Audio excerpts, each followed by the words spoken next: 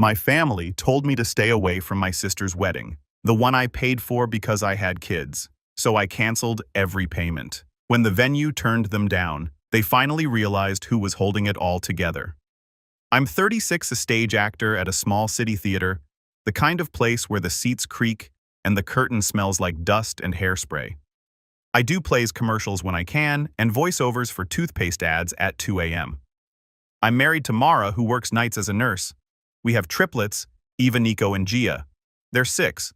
Our apartment has finger paint on the hallway walls and tape on the couch where someone made a boat. In my family, I'm the useful one, the one who can talk to people, be charming, host, get a discount, and lend until Friday. My sister Bianca is the golden one. She's 32. Marketing job, hair that never frizzes, a fiancé named Marco with cufflinks he calls statement pieces. Mom calls her our star. When Mom says I'm a star, she adds, but in your own way, like a patch on an old jacket.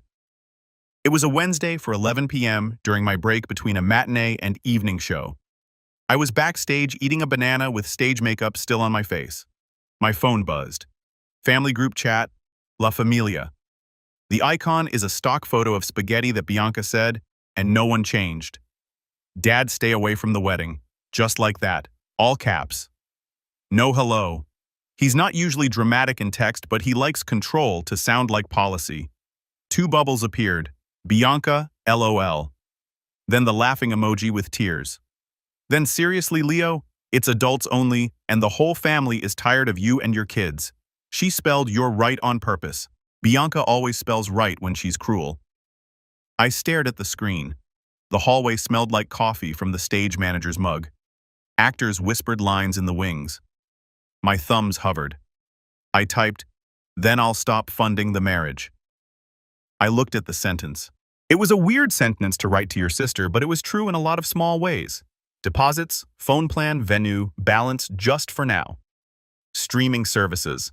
My Apple Pay shows it like a map of good intentions. I didn't hit send.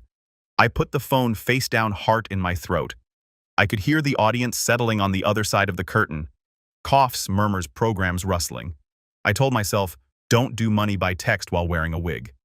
The stage manager walked by and tapped the 5-minute call. Places, she said. I slid the phone into my pocket. I went to stage left. My scene partner looked at my face.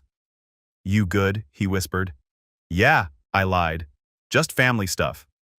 I took my mark. Lights up, applause.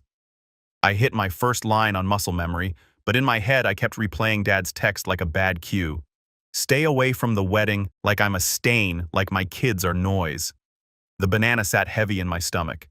When the scene ended, I went back to the dressing room and checked my phone again. More messages. Mom, Leo, let's not make drama. We just want a tasteful day. No kids, no chaos.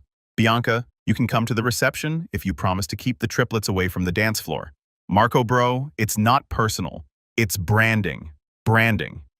I typed, it's our family, not your content. Then I deleted it. I took a breath and sent only one message. We'll talk later. I didn't do anything else. Not then. I finished the show with a smile that felt stapled on. I let the audience clap. I took a bow. On the way home on the bus, I watched 3 teenagers share earbuds and thought about how every not personal comment is always personal. When I got home, the triplets were asleep in a tangle that looked like a spilled pile of laundry. Mara was at the kitchen table with her scrubs on eating cold pasta. I kissed her head. They said, "No kids?" I said. She didn't flinch. "Of course they did," she said. "What now? I don't know," I said. But I think I'm done being the quiet sponsor. You don't get a text like, "Stay away from the wedding" out of nowhere.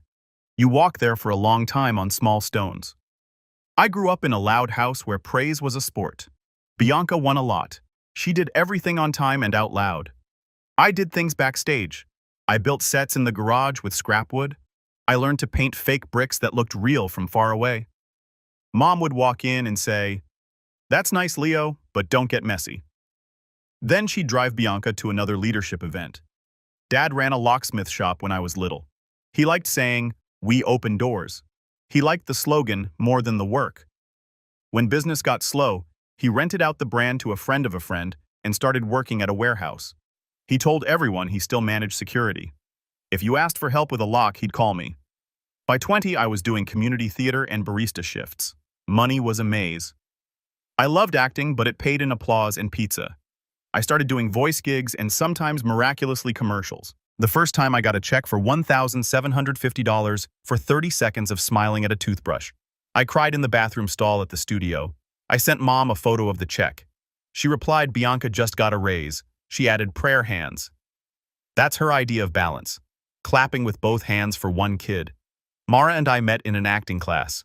She was there to get better at speaking up in staff meetings.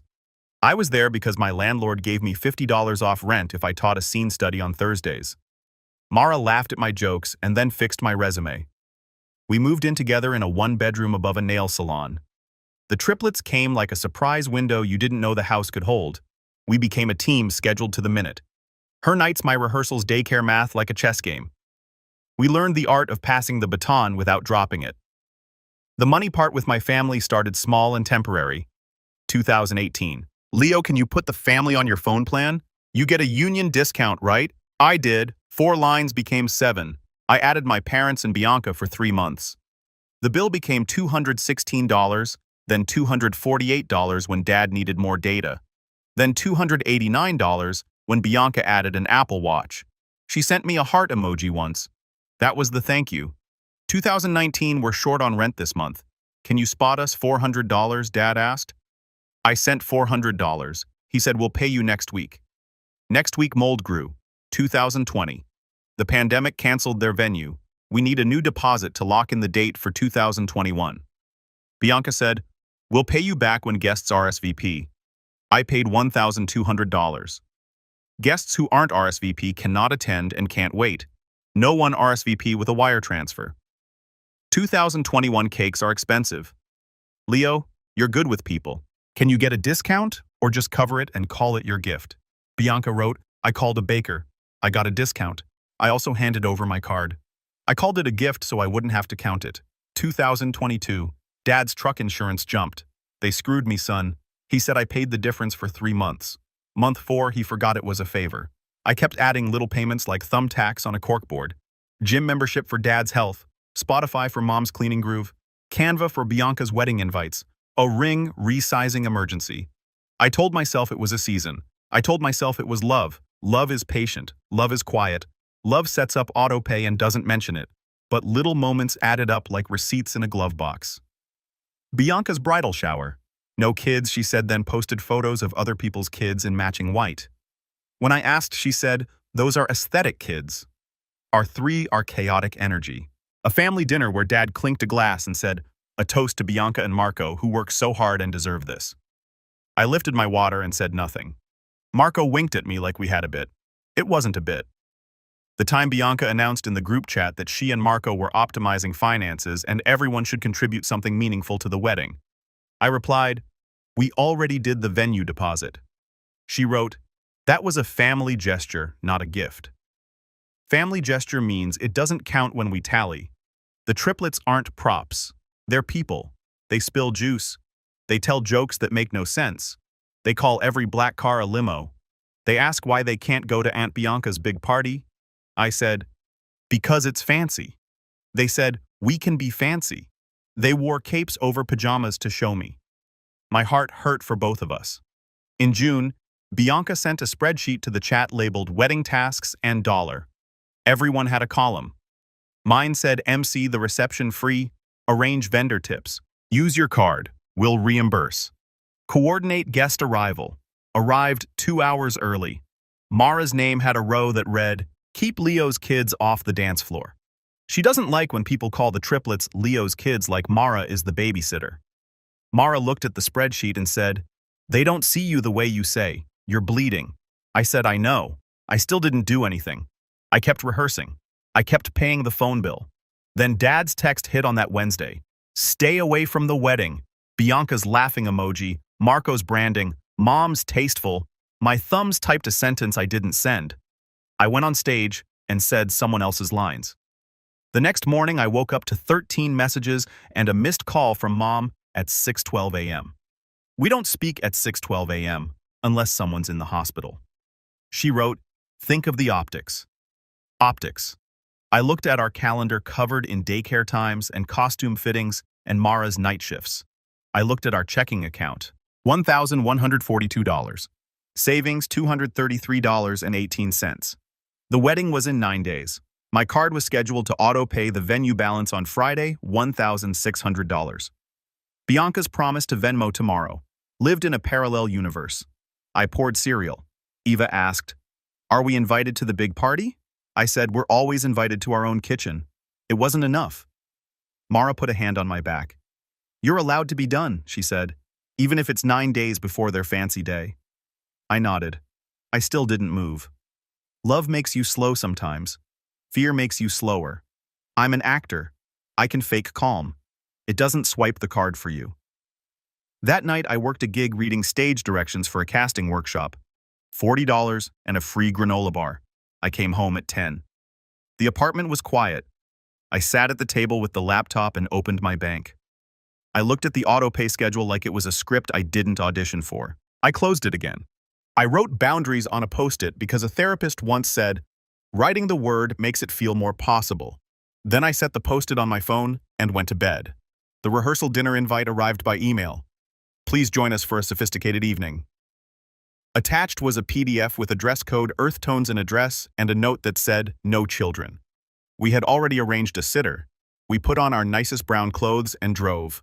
At the venue, a waiter offered Prosecco at the door. Mom hugged me like I had already apologized. Dad gave me a handshake that felt like a receipt. Bianca air-kissed near my cheek. Marco said, "We will have fun if you don't, you know," and wiggled his fingers in the air like ruin everything. I said, "I'm just here to eat chicken." Bianca clapped to get attention. "Before we begin, we'd like to thank family for stepping up," she said into a mic. Marco's parents for the rehearsal space. My parents for everything. My cousin Danny for the playlist, and Leonardo for emceeing the reception. She paused for claps. "We love your theater voice," she added like a tip. I hadn't agreed. I hadn't been asked since the spreadsheet. I stared at the microphone like a snake. Marco grinned and made a little bravo motion with his hands. I sipped my Prosecco and tasted metal. During appetizers, Mom sat next to me and leaned in. "About the kids," she said. "Please don't make a scene." "They're 6, I said. "They make scenes out of cardboard. We make peace." She frowned. "Don't be clever." "Then don't be cruel," I said softly. Her mouth turned into a thin line. "Bianca's day matters. Your feelings are not the main act." I laughed once. Small. "That's accurate." I said halfway through dinner, the venue manager tapped my shoulder. "Hey, Leonardo, the card on file for Friday's balance is yours. Just confirming." Confirming what I asked, though I already knew that it's still good, he said. "We run it at noon. Balance is $1,600 plus service." "Congrats to your sister." I felt my face go warm. "I'm not the groom," I said. "And I'm not the bank." He looked confused and backed away. Bianca appeared like she had a string on him. "Don't embarrass us," she whispered. "It's just a hold. We'll move money. You have better points anyway." "Points," I said. "Am I your credit card or your brother?" She rolled her eyes. "Don't be dramatic." I went to the bathroom and locked the stall. I sat on the closed lid and stared at the tile. I could hear laughter through the vent. My phone buzzed. "Mara, you okay?" I wrote. "No," she wrote. "Then leave." I left the stall. I looked in the mirror at my earth-tone suit that wasn't our color. I saw my face with stage makeup residue in my eyebrows because I had changed fast. I walked back into the room, found Marco near the bar and said, "Take my card off the account." He blinked. "We're in the middle of speeches." "I'm in the middle of a boundary," I said. Bianca swooped in. "What now?" "My card is off your wedding," I said. "Also, I'm not emceeing." Heads turned. Mom stood up like she had a prepared speech in her bones. "Leonardo," she said. "Not tonight." "Exactly. Tonight I said quiet because the bill hits Friday. Silence in a room with music is a special kind of loud." Dad put his napkin down like a judge. "You agreed to help." "No, I said you assigned me to help." Bianca's cheeks went pink. "You're ruining my vibe. Your vibe is expensive," I said. "And it's paid for with my kids' shoes." Marco tried to joke. "Come on, bro, don't make me call the bouncer." This isn't a club, I said. And I'm not your bro. Mom's voice dropped into the tone that used to make me 12. If you walk now, do not show up Saturday. We won't have you there. I looked at Mara, who nodded once. I looked at my hands. They weren't shaking. That surprised me. I said clean and simple. This isn't about revenge. This is about closure. I walked to the front desk with the manager. Delete my card. I said he did. I watched him type. I watched him hit the key. The click was tiny and loud. Back at the table, I put my napkin on my plate. We're leaving, I said. We hope your day is nice. We won't be there. Bianca's jaw dropped. You can't do this, she said. I just did, I said. We walked out in the parking lot. I exhaled so hard my lungs shook. Mara squeezed my hand. You okay? No, I said, but I'm done. In the car, I opened the banking app. The autopays lived there like weeds. Family phone plan, Spotify, Canva gym insurance, top-up cake balance. I paused one, then another, then the last one. It took 10 minutes. My hands didn't shake. My phone lit up. The group chat blew up with, "And are you serious?" and Bianca's laughing emoji again. I put the phone face down. We drove home. The triplets were asleep, cheeks, sweaty hair stuck to their foreheads. I kissed each one. I thought I don't have to fund disrespect to have a family. I can just have mine. I expected quiet. I got fireworks. At 7:12 a.m., Dad called. I let it go to voicemail. He texted, "Is your card declining? Then call me now." At 7:19, Mom wrote, "They're saying the venue balance is unpaid. What is happening?" At 7:22, Bianca. OMG, did you really? Then a screenshot of a payment failure message with confetti emojis added like mockery.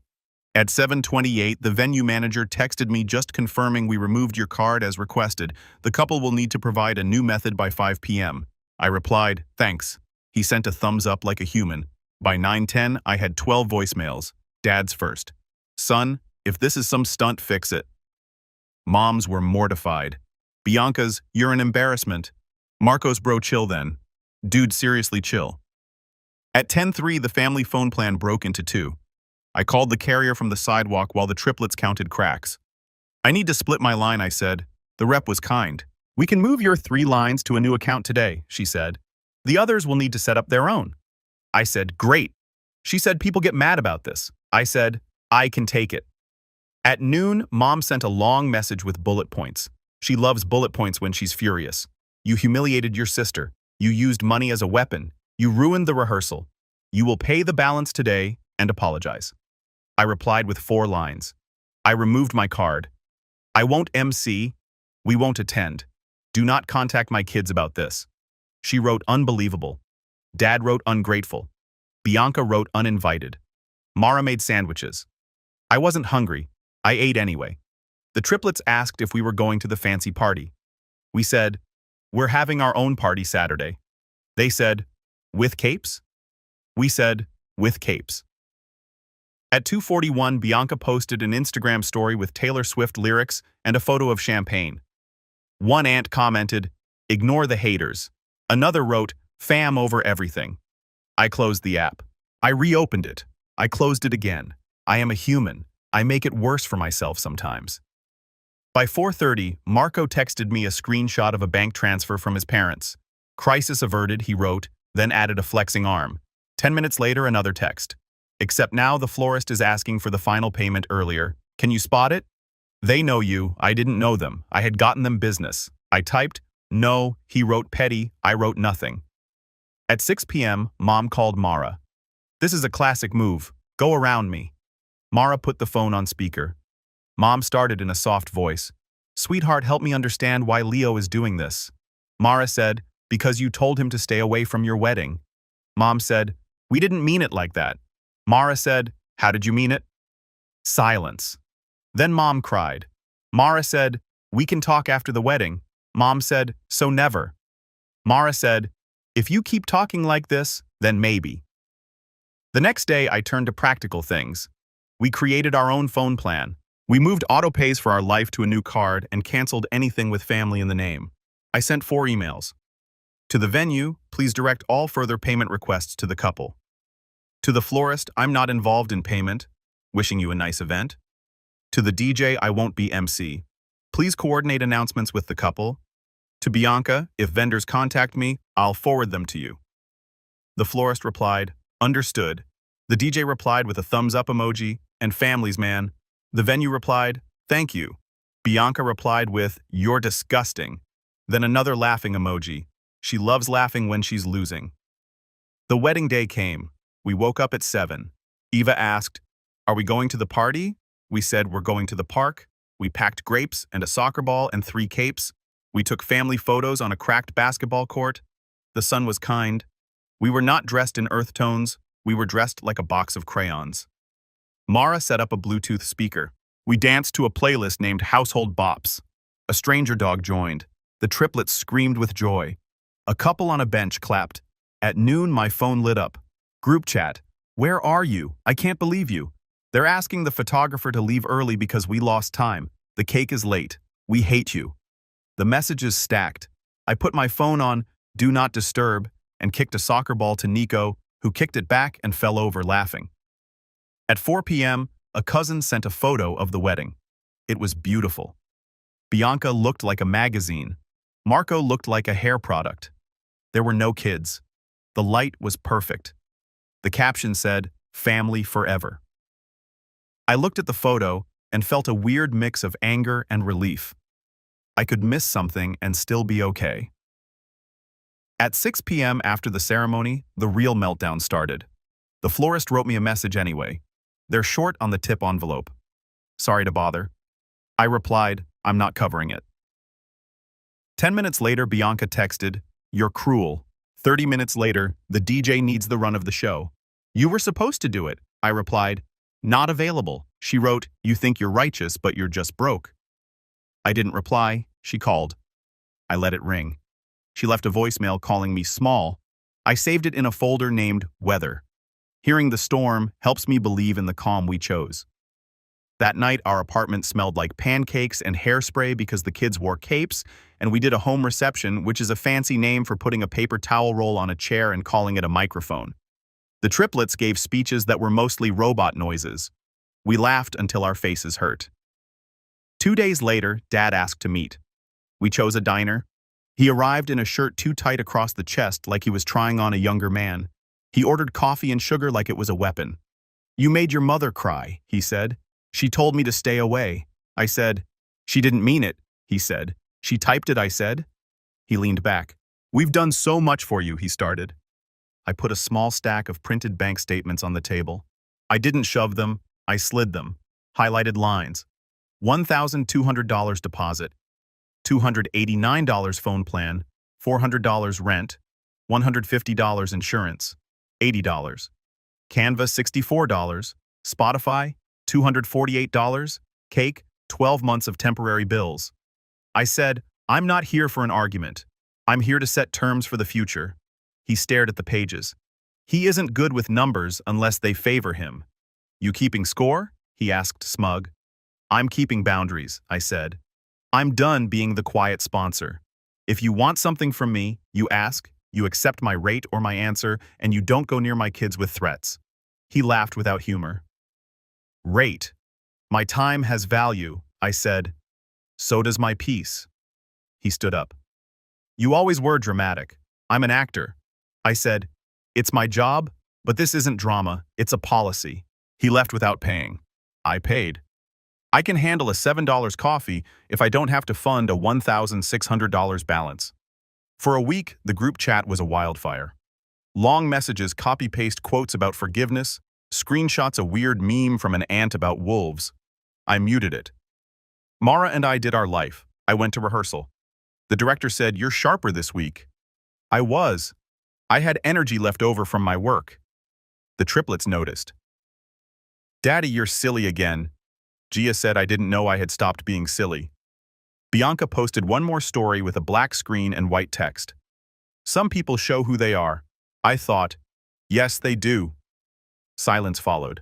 Not peace yet, but space. I used to think being a good son meant saying yes with my wallet and my time and my throat dry. I thought love was letting other people narrate my day and call it family. I don't think that anymore. My mother sends photos of centerpieces now with no caption. Sometimes I send back a heart. Sometimes I don't. My father texted last week garage keypad acting up. I replied, I can come Friday at 3. My rate is $95 per hour plus parts. He wrote, never mind. He hired a stranger. I slept fine. Bianca hasn't apologized. She might never. She still posts beige quotes about grace. She still tags brands in her stories. We're not blocked. We're also not close. I mailed a simple wedding gift a month late. A plain set of everyday plates. No note, no card. They can eat on them or throw them away. Either choice is a choice. At home, we're quieter, not silent. Triplets don't do silent but quieter in my head. We made a budget that doesn't include family emergencies as a line you can't see. We started a jar labeled camp. The kids draw their initials on the jar with markers that stain. We put 5s and 1s in. They clap for a 5 like it's a miracle. It is, in a way.